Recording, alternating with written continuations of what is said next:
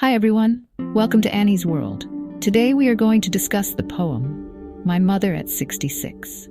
My Mother at 66 by Kamala is a poignant and deeply personal poem that explores themes of aging, fear of loss, and the inevitable passage of time. The poem reflects the emotional turmoil of the poet as she contemplates her mother's mortality. The poem began with the poet driving from her parents' home to the Cochin airport. Why are they going to the airport? This was because the poet had settled somewhere far from his parents' home, perhaps because of her work or her marriage.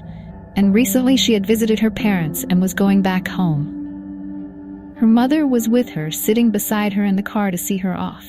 When she looked at her mother was sleeping with her mouth open. She noticed how pale and frail she looked, just like a dead body. A sudden realization grips her, a deep fear of loss.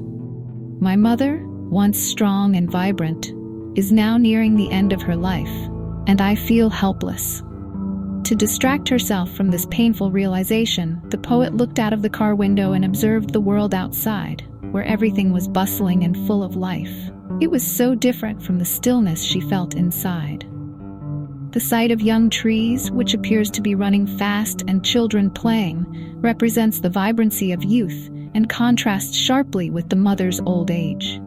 However, the distraction was temporary, and the poet's thoughts returned to her mother.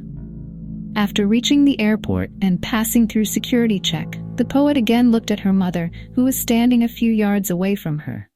Her mother looked lifeless and dull, like a late winter's moon. The moon which cannot be seen clearly because of the mist and fog. This simile adds how pale and lifeless her mother looks.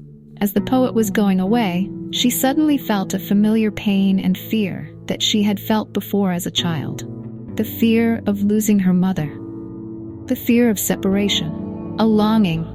The thought of losing her mother, of being separated by time and distance, overwhelms her.